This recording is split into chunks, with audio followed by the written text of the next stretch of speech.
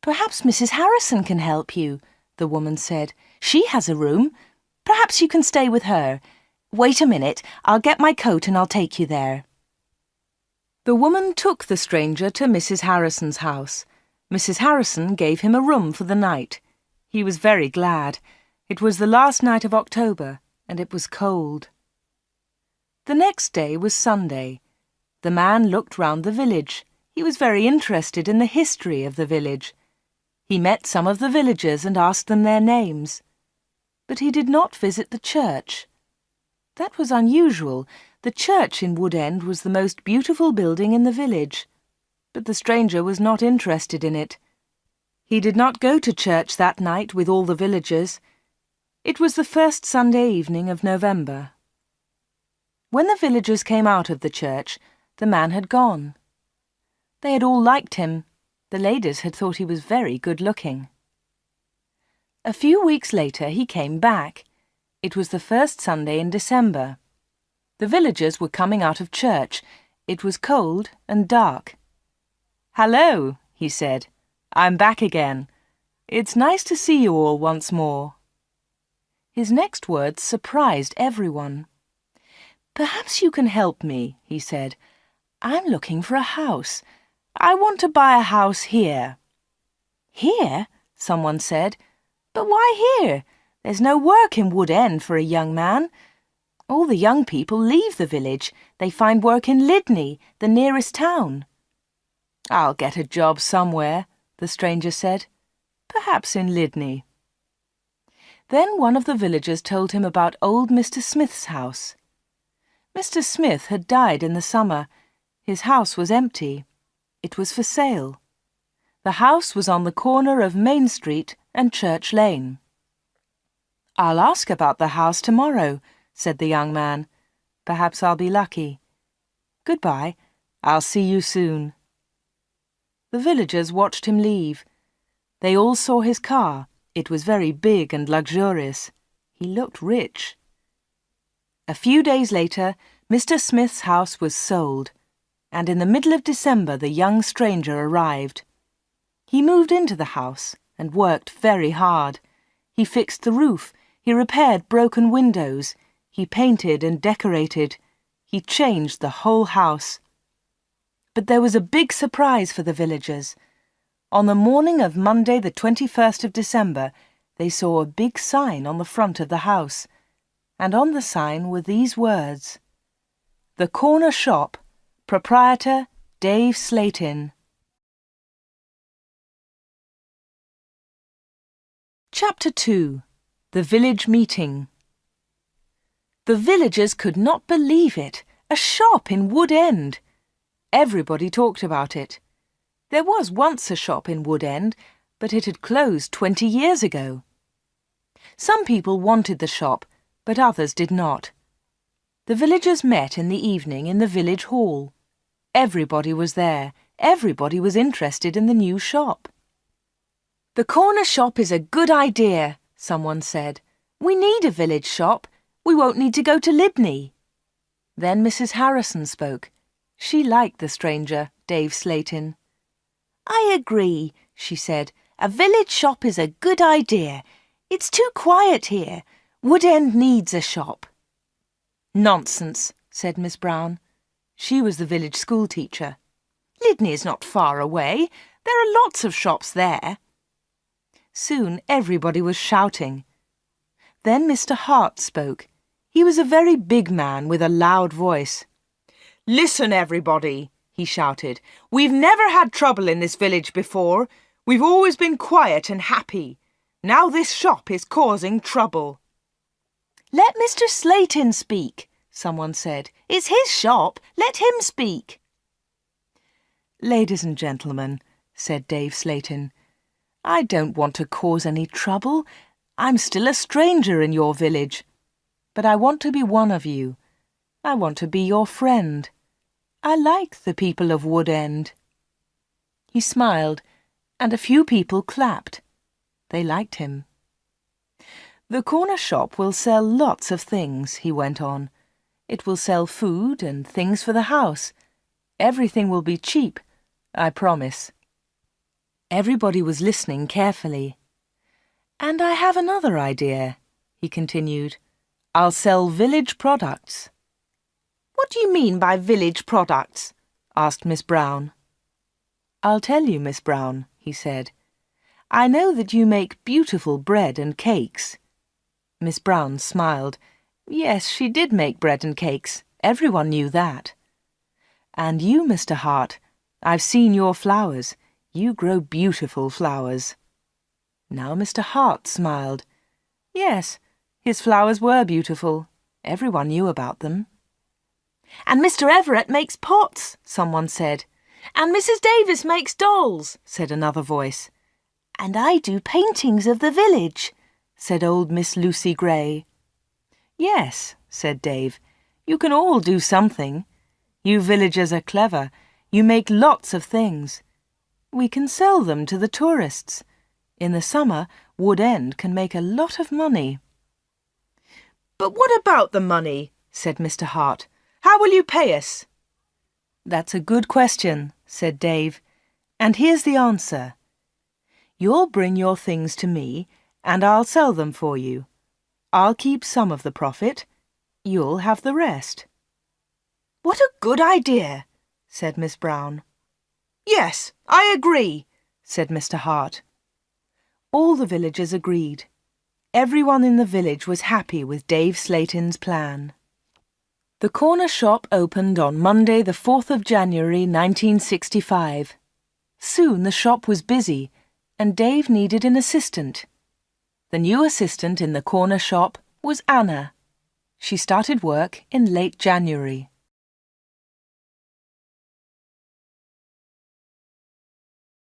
Chapter 3. The Corner Shop. Dave Slayton kept his promises. Things at the shop were good and cheap. "How does he do it?" asked Mrs. Harrison. "It's winter, but he's selling lots of fruit and vegetables, and they're cheap. I never go to Lydney now." The other villagers agreed. The corner shop was a success, and Dave seemed happy. He paid Anna good wages.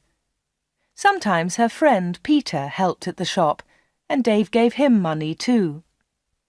Dave advertised in newspapers, and the village products sold well. People from Lydney came to the corner shop. There were lots of visitors, and Wood End became more interesting.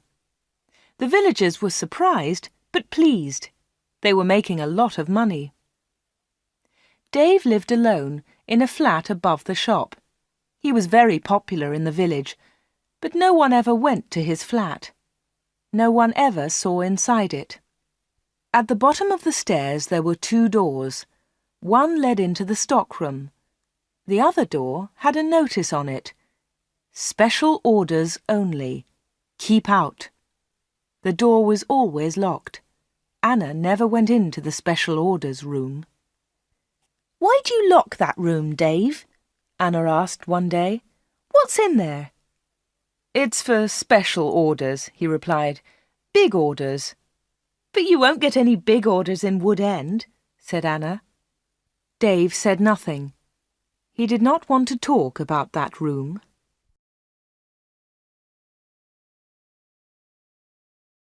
Chapter 4. A Beautiful Customer. For 3 months, everything was normal. Then, one day in April, an unusual customer came into the shop.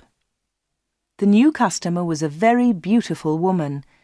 She was wearing expensive clothes and arrived in a large car. "Is this the corner shop?" the woman asked. She looked round and seemed a little surprised. "Yes," replied Anna. "This is the corner shop. It's the only shop in the village." "I'm looking for Mr. Slayton, the owner of the shop," said the woman. "I think he's upstairs," said Anna. "I'll go and get him. Does he know your name?" "Yes, I think so," was the reply. "Tell him—" The woman stopped. "Tell him Miss Gordon is here, Miss Greta Gordon." Anna was amazed. "Are you Greta Gordon, the film star?" "Yes, that's right." The woman smiled, but she was nervous. "Wait a minute," said Anna. "I'll tell Mr. Slayton that you're here." Anna ran to the bottom of the stairs and called, "Dave! Dave! There's someone to see you!" "Who is it?" asked Dave from upstairs. "Miss Greta Gordon!" shouted Anna. "It's Greta Gordon, the film star!" "I'm coming," he said, and he came down immediately. "I'm pleased to meet you, Miss Gordon," he said. "Good morning," said Greta Gordon. She and Dave shook hands. She had beautiful hands, and she was wearing beautiful diamond rings. Anna had never seen so many diamonds before. Miss Gordon looked round. "Is this where you work, Mr. Slayton?" she asked. Once again she seemed nervous. "Yes," said Dave. "It's a small place, but it's big enough for me. Please follow me, Miss Gordon." Anna was surprised. Dave and Greta Gordon did not know each other. He did not call her Greta, and she did not call him Dave. He seemed to be in a hurry, and she seemed to be frightened. Anna watched them. Dave and Greta Gordon went to the back of the shop and into the special orders room. Greta Gordon was a special order customer. Anna thought that was very strange. She wanted to tell someone about Greta Gordon. Anna loved films. She wanted to tell Peter about the film star, but she had to stay in the shop. 10 minutes later, Greta Gordon came out of the special orders room. Dave went straight upstairs, and Greta Gordon came to the front of the shop. The film star looked terrible. She was pale. She was crying. Her eyes were red with tears. "What's wrong?" asked Anna. "Can I help you, Miss Gordon?" "No, thanks. I'm all right," said Greta Gordon. "Do you want to sit down?" said Anna. She got a chair, and the film star sat down. "Shall I get the doctor?" said Anna. "No, no," said Greta. "Please tell no one about my visit here. Please tell no one." Anna was disappointed. She wanted to tell everyone about Greta Gordon. She wanted to tell everyone about her famous customer. "I want to give you something," said Greta Gordon. "Here's a photograph of me. I'll sign it." She signed the photograph and gave it to Anna. "Please keep this," said Greta, "and please keep our secret. Please don't tell anyone." "All right," said Anna. "I promise." The film star kissed Anna. She held Anna's hands. What a beautiful woman, thought Anna, and what beautiful hands. Then Anna noticed something. The diamond rings were gone.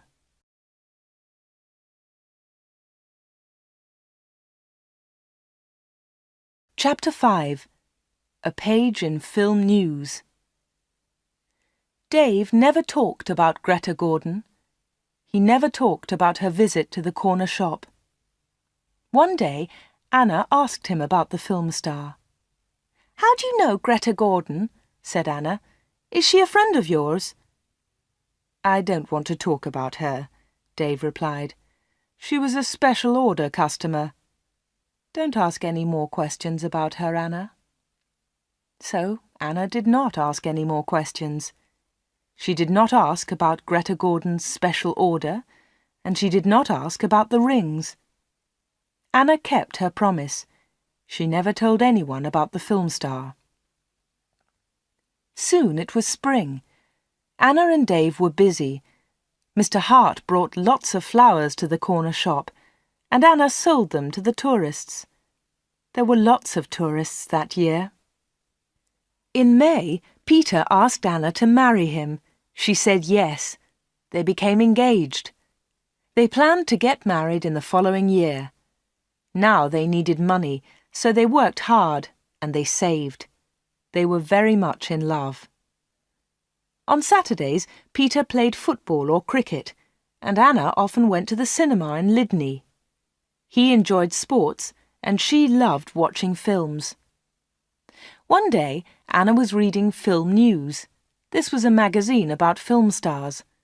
She turned the pages. There was a picture of Greta Gordon. Anna was pleased. What a surprise! Beautiful Woman was going to be a big film, and now Greta Gordon had the star part. Anna wanted to tell Peter about Greta, but she kept her promise. She did not tell anyone. But she did show film news to Dave Slayton. "Look, Dave," she said, "here's a story about Greta Gordon. Isn't it great? She's got the big part in Beautiful Woman." Dave looked at the magazine. "Greta Gordon will star in Beautiful Woman." The star of Beautiful Woman was Joanna Lee, but Miss Lee has broken her arm. "I don't know what happened," said Miss Lee. "I was in my bedroom. I slipped and fell." Greta Gordon will now be the star of Beautiful Woman. "I'm so lucky," Greta told us yesterday. "I've always wanted the part. I can't believe it." "I don't know anything about films," he said. "Is Greta Gordon a big star?" Anna laughed. "Big star? Yes, she is. She's terrific." Dave didn't seem interested. "I hope she's happy with her big part," was all he said.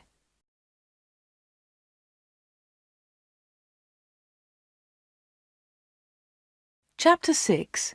A Quick Kiss. Summer tourists were arriving in Wood End.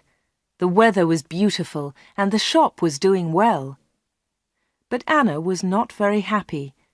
She often thought about Greta Gordon's visit. Why had she come to see Dave? What had happened to the diamond rings on her fingers? There was another problem. Anna loved Peter and she was going to marry him. But she liked Dave too. Dave was older, but she liked him. All the women liked him. But Anna was very close to him all day. In the daytime, Anna was with Dave. In the evening, she was with Peter. Anna was living two lives. One life was with Dave, the other life with Peter. Then one Friday, Dave surprised Anna. "What are you doing tomorrow?" he asked her. "Would you like to spend the day with me? We can go anywhere you like. We can go in my car." "I'm sorry, Dave," said Anna, "but Peter wouldn't like it." "Don't be silly," said Dave. "We won't go far. I'll close the shop at lunchtime, and we can go to Lydney." Anna wanted to go with Dave, but she was worried about Peter. "Don't worry about Peter," said Dave. "He's always busy on Saturday." Anna thought for a moment. "All right," she said. "You take me to the best cinema and to the best restaurant. Then I'll come with you." "Of course," laughed Dave. "Anything you want, Anna." So the next afternoon, Dave and Anna went together to Lydney. They had a good time. Dave bought Anna a new, expensive dress. Then they went to a cinema and afterwards to a restaurant. Peter played cricket that Saturday. He never knew about Anna's day with Dave.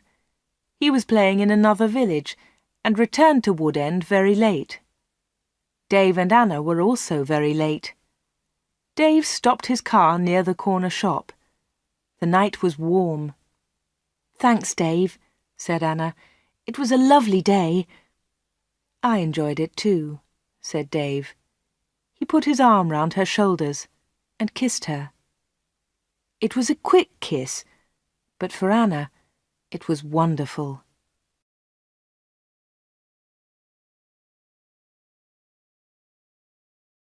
Chapter 7. Another Special Order. The summer passed. The corner shop was always busy. Sometimes Dave opened the shop on Sundays too. Anna earned a lot of money. Everyone thought that she was happy. But life was difficult for her. She liked Dave. He was her boss, and he was older than her. But Peter was her fiancé, and he was about the same age. Dave was quite rich, but Peter had no money. Dave bought Anna clothes, and he took her out. Peter did not buy her clothes and never took her anywhere. He was more interested in football. Anna did not like football. Now it was September. Peter played football every Saturday. One Saturday there was a big football match on television. Mr. Hart had the biggest television in the village, and he invited some people to his house. He invited Peter and Anna. On Friday, the day before the match, Anna was working in the shop all day. At 5 o'clock, she locked the shop door. 2 minutes later, the bell rang, and Anna went to the door. There was a young man outside. He was carrying a small case. "Hello," she said. "Can I help you?" "I hope so," said the young man. "I want to see Mr. Slayton." "I'm afraid that the shop is closed now," said Anna. "We're open tomorrow morning." "But I've got an appointment," said the young man. Then Dave spoke behind Anna. She hadn't seen him. "Yes, I've been waiting for you," said Dave. "You're late." "I'm very sorry, Mr. Slayton," said the young man. Never mind," said Dave rudely. His rudeness surprised Anna. The young man seemed afraid. "But can you see me now?" he asked. "Yes," said Dave. "Come in." Dave turned to Anna. "Anna, it's after 5 o'clock. You can go home now." "I won't be long," said Anna. Dave was angry. "Hurry up and go home," he said. But Anna wanted to stay. She wanted to know about the young man. The young man followed Dave to the back of the shop and into the special orders room. Another special order, another special customer. Anna waited. But soon it was 5:30. Anna put her coat on and left the shop. She closed the door very loudly. Then she went round the corner and waited. Soon there was a noise. The young man was leaving the shop. Anna could not see him, but she could hear him. He was speaking to Dave. "Are you sure?" said the young man. "What do you mean?" asked Dave. "Is this the only way?" said the young man. "Yes, it is," said Dave. "Don't worry, everything will be all right. Goodbye." Anna heard the shop door close. She came round the corner and saw the young man. He was walking quickly to his car. Anna noticed immediately that he was not carrying his case. She followed him. "Excuse me," she said. "You've forgotten something. You've left something behind." The young man turned round. Anna stopped. Suddenly she was frightened. The young man's face was white. It was white with fear. "Please go away," said the young man. "Leave me alone. I want to go home. Leave me alone." He got into his car and drove off. Anna stood in the street and watched him. She was thinking. Why had the young man come to the corner shop? What was his special order? And why had he left his small case with Dave Slayton? Chapter 8. The Football Match. The next day was the day of the big football match. Mr. Hart had invited about 10 people. Anna did not watch the game. She was helping Mrs. Hart in the kitchen. They were making tea. It was a good game, and everyone was enjoying it. At half-time, Peter went into the kitchen. "Why don't you come and watch the match, Anna?" he said. "It's really good. Come on." Anna laughed. "No, thanks," she said. "I'm helping Mrs. Hart. Look, here's the tea. Can you take it in to the others?" "OK," said Peter. "It's a terrific match. Mike Bailey scored a great goal." Peter took the tea into the sitting room, and the second half of the match started. The second half was very exciting. Mike Bailey scored another goal after 20 minutes. The score was 2-0. Then the other side scored 2 quick goals. It was 2-2. There were only 5 minutes of the match left. "Come on," shouted Peter. "Come on, Mike, let's have another goal." In the last seconds of the match, Mike Bailey scored the winner. It was his 3rd goal of the match. But something was wrong. The other team's goalkeeper was injured. Bailey had been very near the goalkeeper, and he had kicked the ball very hard. The ball had hit the goalkeeper's neck. Mrs. Hart and Anna came in from the kitchen. "What's happened?" said Anna. "What's wrong?" "It's Brian Thomas, the goalkeeper," said Peter. "He's injured." It was serious. The goalkeeper had broken his neck. Later they all watched the news on TV. They saw pictures of Mike Bailey's third goal. It was a great goal. They saw the ball hit the goalkeeper. It was an accident.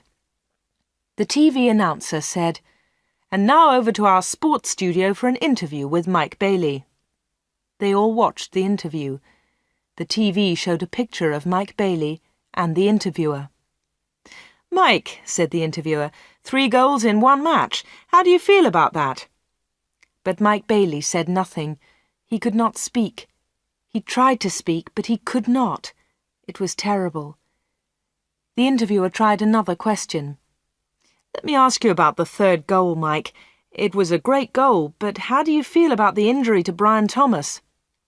It was a silly question. The injured goalkeeper would never play football again.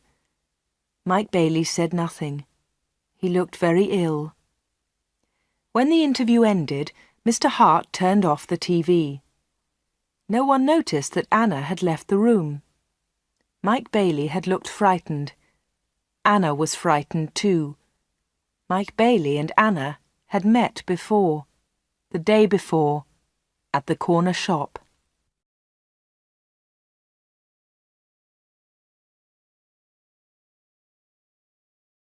Chapter 9. A Secret Weekend. Anna did not know what to do.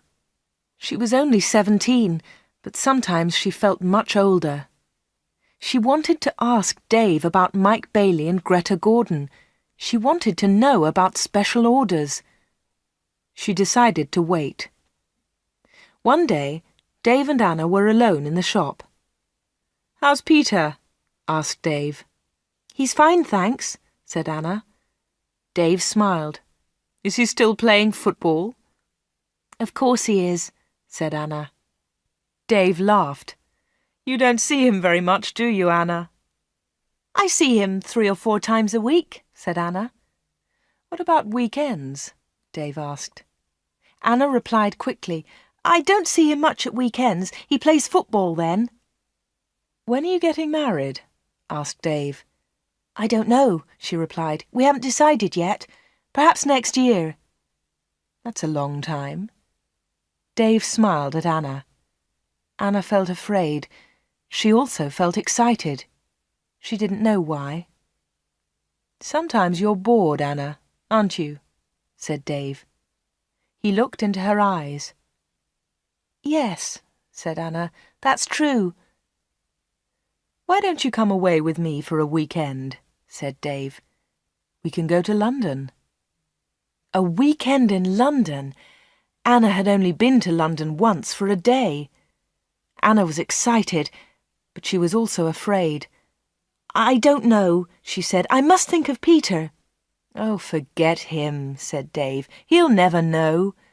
Come with me and we'll go to the best shops. We'll go to the best cinema. Will you come with me?" Anna said nothing. Suddenly she had an idea. She looked at Dave. "Perhaps I'll come with you," she said. "Good," said Dave. "That's great." "But first," said Anna, "I want to ask you something." "What do you want to know?" he said quietly. "I want to know about your special orders." "Very clever," said Dave. "You're a village girl, but you're very clever, Anna." "Village girls aren't stupid," said Anna. "Now tell me about your special orders, then I'll come to London with you." Dave was angry. "One question. You can ask me one question," he said. Quickly, Anna asked, "Why do people come to you? Why—" "One question! Only one!" shouted Dave. "All right," said Anna, "but don't shout. Tell me, why do people come to see you?" Dave thought about his answer. He spoke quietly. "They come for help," he said. "They need help, and I sell help to them. That's all." Anna didn't understand. "What sort of help?" she asked. "One question," shouted Dave. "I've answered your question." Anna said no more. She and Dave had made an agreement. Anna had asked her question. Dave had answered it. Dave had invited Anna to London for the weekend, and Anna went with him.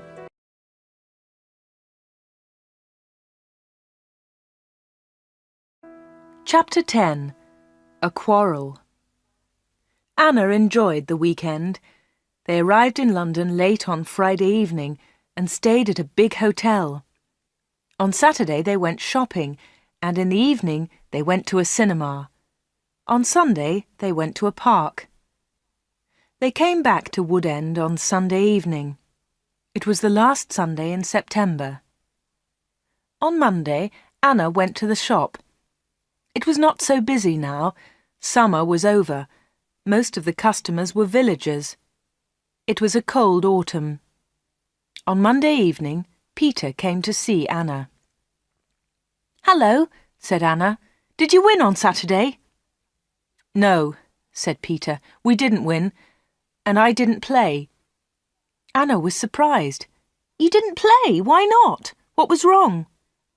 "I didn't feel very well on Saturday morning. I stayed in Woodend. I was in the village all weekend." Anna's face was red. Her voice was quiet. "Are you feeling better now?" she asked. "No," said Peter, "and you know why." Anna tried to look surprised. "Me?" she said. "Oh, Anna," said Peter, "you know what's wrong. It's you and Dave Slatin." "What do you mean, me and Dave Slatin?" said Anna quickly. "You went away with him on Friday evening. Someone saw you in Dave's car." Anna tried to explain. "Oh, it's nothing," she said.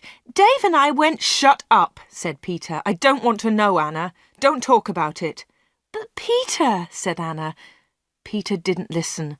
"I know he's got a lot of money. He can take you to places. He's from a big city. I'm a poor village boy, Anna.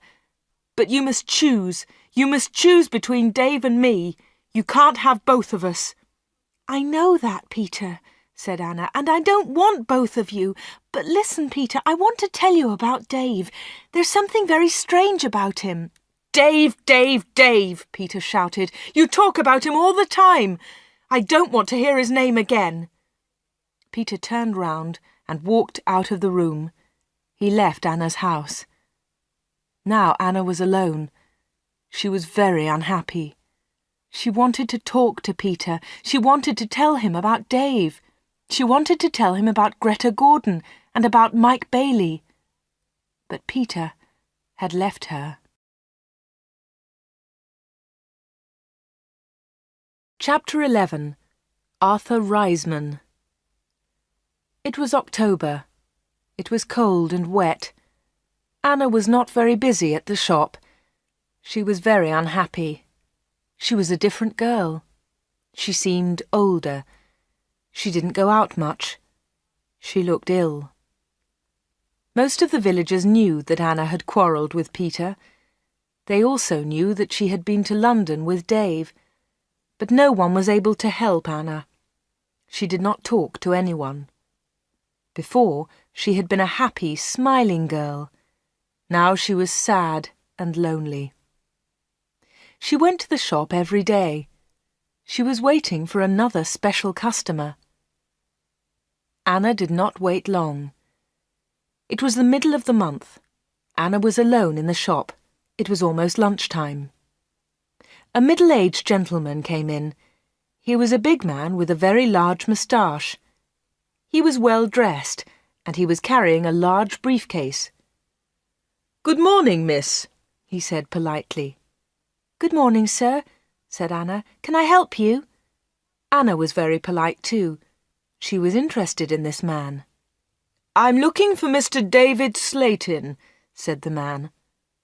Anna smiled. "Are you a salesman?" she asked. She knew that he was not a salesman. He didn't look like a salesman, but she wanted to talk to the man. The man smiled. "Yes, I am a salesman," he said. That was not true. Anna knew that the man was lying. Then she said, "Perhaps I can help you, sir. I usually speak to the salesman." She looked at the man's case. It had the letters ARICS printed on it. "Thank you," said the man very politely, "but I have a private appointment. I've come from London, and I must see Mr. Slayton." "I'm sorry," said Anna. "He's very busy at the moment, but I'll tell him you're here. What's your name, please?" The man smiled. "Roberts," he said. "Arthur Roberts." Anna went to the back of the shop. Dave was coming down the stairs. "There's a man in the shop," said Anna. "He wants to speak to you." "Thanks," said Dave, and he went to the front of the shop. "Good morning, Mr. Reisman," said Dave. "I'm pleased to meet you." Anna listened. Reisman! The man's name was Reisman, not Roberts. What a liar! The man did not look at Anna. "I'm pleased to meet you, Mr. Slayton," the man said. "Please come with me," said Dave. Mr. Reisman followed Dave. They went into the special orders room. A minute later, Dave came out. He came to the front of the shop. "It's lunchtime, Anna," he said. "You can go home now." "Thanks, Dave," said Anna. "I'm going in a few moments." Dave went back to the special orders room. Anna did not leave the shop. She waited. Anna wrote down the letters ARICS. She understood AR, Arthur Reisman, but she did not understand ICS. At 1:30, Anna heard noises. Mr. Reisman was leaving. Dave was talking. "Thank you, Mr. Reisman," said Dave. "And thank you," said Mr. Reisman. "You have helped me a lot." "Good," said Dave. "Goodbye, Mr. Reisman. My assistant isn't in the shop, but you can open the door. Goodbye." Dave went upstairs, and Mr. Reisman came into the front of the shop. Anna was sitting quietly in a corner. "Oh," said Mr. Reisman, "I thought you'd gone home." "No," she said. "I decided to have lunch in the shop today." Anna and Mr. Reisman looked at each other. They didn't like each other. There was silence. Anna spoke first. "Would you like to buy some bread, Mr. Roberts?" she said. "Reisman, my name is Reisman," said the man. Anna smiled. "I'm so sorry," she said. "Would you like to buy some homemade bread, Mr. Reisman?" "It looks delicious," said Mr. Reisman. He was very polite again. "Yes, I'll take some, please. My wife will love it." "Here you are," said Anna. She put the bread in a bag. Then she said, "You can put it in your briefcase." "My briefcase?" said Mr. Reisman. "I haven't got a briefcase." "I think you've forgotten it," she said. "I'll go and get it for you." Anna moved towards the back of the shop. Mr. Reisman stepped in front of her. He held her wrists. He was very strong. "Listen to me," he said. "I don't want that briefcase. Leave it there." "All right," said Anna. "Please let me go. You're hurting me." Mr. Reisman let go of Anna and turned towards the door. He left the shop hurriedly. He hadn't taken his bread with him. Anna watched Mr. Reisman leave. Her hands were still hurting 5 minutes later.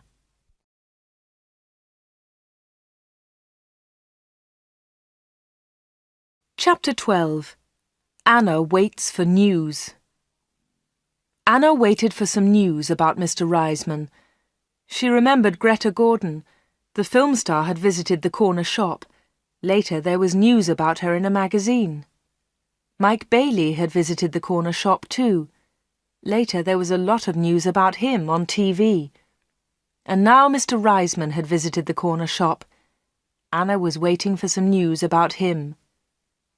All 3 visitors had been special customers. They had all seen Dave. They had all been in the special orders room. And they had all left something with Dave. Greta Gordon had left her diamond rings. Mike Bailey had left his case. Mr. Reisman had left his briefcase.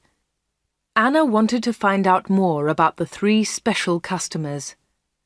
She thought about Mr. Reisman. His case had the letters ARICS on it. She understood AR, but what was ICS?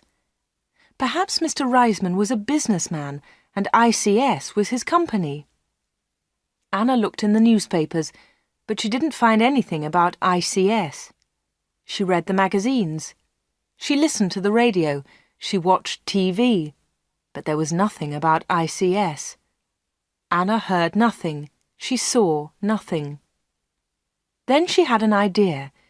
She decided to go to London and find Arthur Reisman.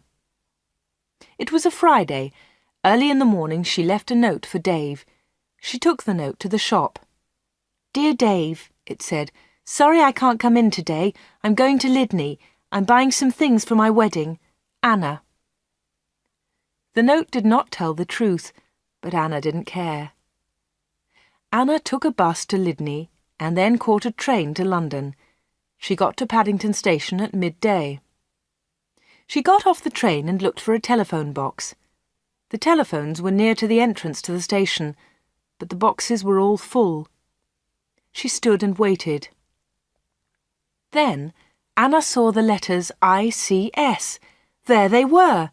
They were on a huge advertisement.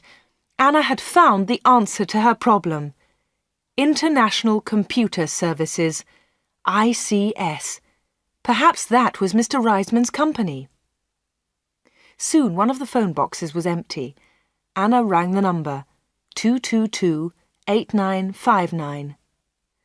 "ICS, can I help you?" said a woman's voice. "Yes, please," said Anna. "I want to speak to Mr. Reisman, Mr. Arthur Reisman. I think he works at ICS." The woman laughed. "Works here? Yes, he does," she said. "He's the vice chairman of the company. Wait one moment, please. I'll get his secretary." Then there was another woman's voice on the phone. "Mr. Reisman's secretary, can I help you?" "Yes, please," said Anna. "I'd like to speak to Mr. Reisman." "Who's calling, please?" said the secretary. "Mr. Reisman doesn't know my name," Anna replied. "Is Mr. Reisman expecting your call?" the secretary asked. "No, he isn't," said Anna. "I'm afraid he can't speak to you now," said the secretary. "He's at a meeting now, and he's flying to Switzerland in an hour's time." "But I must speak to him for a few minutes," said Anna. The secretary became annoyed. "That's impossible," she said, "but I can take a message." "No, thanks," said Anna. "I'll call again next week. Will Mr. Reisman be back then?" "Yes, he will," replied the secretary. "Goodbye." And she put the phone down. Anna had found Mr. Reisman's company, but she hadn't spoken to him. Anna spent the afternoon in London. She went to see a film, then she had tea in a small cafe near Paddington Station. Her train left London at 6:30. She bought an evening newspaper and got on the train. Anna was tired, but she felt happy. After a few minutes, she looked at her newspaper. Anna was waiting for some news. There it was, on the front page. "Private plane crash near London. 6 dead, all from ICS. 6 people were killed this afternoon in a plane crash at Enfield near London. The plane was flying to Switzerland. The passengers were all from International Computer Services, ICS. Among them was Mr. Alfred Gluck, the chairman of ICS. Mr. Arthur Reisman, vice chairman of ICS, told us, 'I'm lucky to be alive. I was at a meeting today. The meeting went on for a long time, and I didn't catch the plane.' Mr. Reisman will probably be the new chairman of ICS."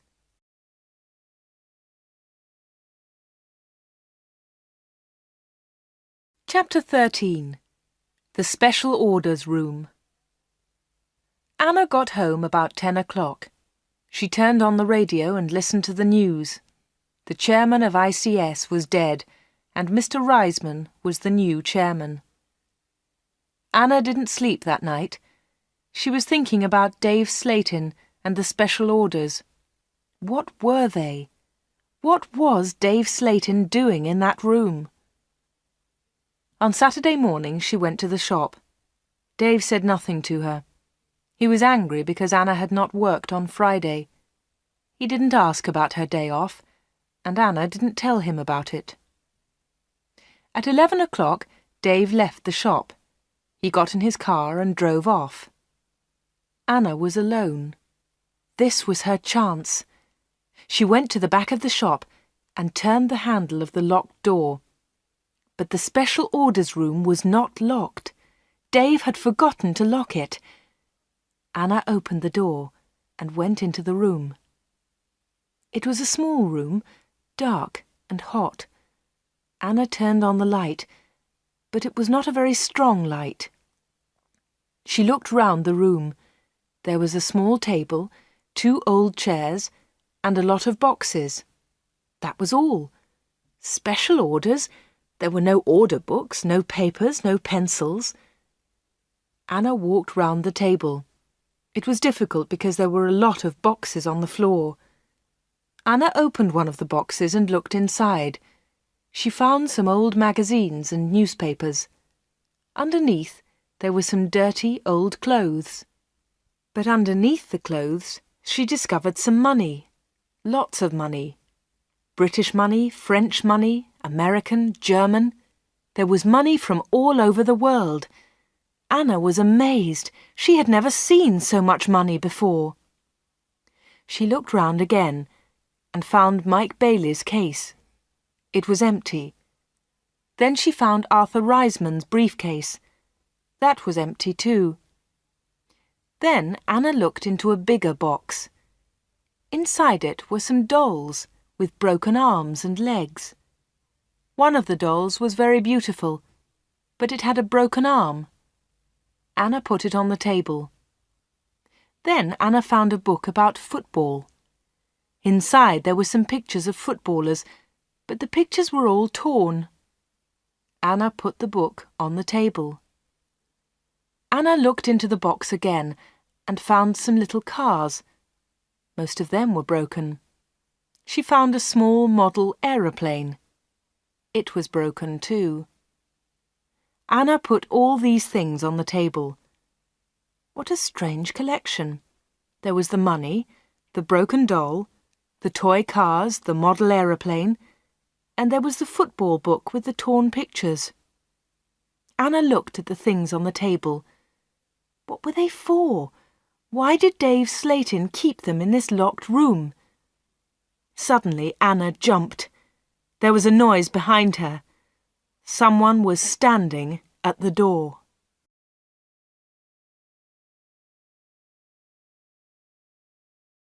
Chapter 14. The Special Customers. "What about the diamond rings?" said a voice. It was Dave Slatin. He was laughing. "I left the door open for you," he said. "I wanted you to go into this room this morning." Anna was frightened, but she tried not to show her fear. "You haven't found the diamonds," Dave said again. Anna remembered Greta Gordon's diamond rings. Were they in this room too? "Here," said Dave. He came into the room and picked up an old box. He took out the rings and threw them on the table. "They aren't yours," said Anna. "They belong to Greta Gordon." "They belong to me," laughed Dave. "She gave them to me."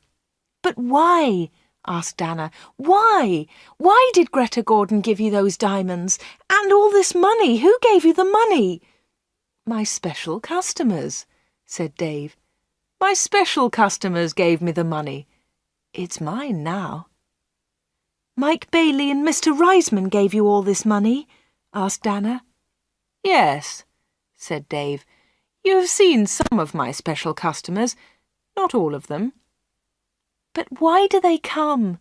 Anna asked again. "These people come to me for help," replied Dave Slatin. I help them, and they pay me. But how do you help them? Asked Anna. Dave Slayton picked up the beautiful doll with the broken arm. Do you remember Joanna Lee? He asked Anna. Anna thought for a moment. Joanna Lee, she said. Yes, of course I remember her. She's the actress who broke her arm. Greta Gordon got her part. That's right, said Dave Slayton. This doll is Joanna Lee. Anna felt more afraid. What kind of man was Dave Slayton? Dave Slayton pointed to a torn photograph in the football book. Who's that, Anna? He asked. Anna remembered the face. She had seen it on TV. Brian Thomas, she replied. He's a goalkeeper. He was a goalkeeper, said Dave Slayton. Anna was terribly frightened now. Dave Slayton was an evil man. Dave Slayton moved close to Anna. He picked up the broken aeroplane. And what do you think this is? He asked Anna. Anna knew the answer, but she was too afraid to speak. Dave Slayton took Anna's arm and held it tightly. Anna tried to move away. Dave Slayton laughed and held Anna more tightly. Listen, Anna, he said quietly. I want you. I need you. Marry me, Anna. Don't marry Peter. Marry me. No, no, she cried. Let me go! Let me go! But Anna, you still don't understand, said Dave Slayton. I have strange powers. I can give you everything you want. He looked into Anna's eyes. And my children will have these powers too, he continued. I will give you money and diamonds, and you, Anna, you will give me children. Anna was terrified now. She kicked Dave Slayton very hard, and he let go of her hand. Anna moved quickly. She ran out of the special orders room, through the front of the shop, and out onto the street. She ran all the way home.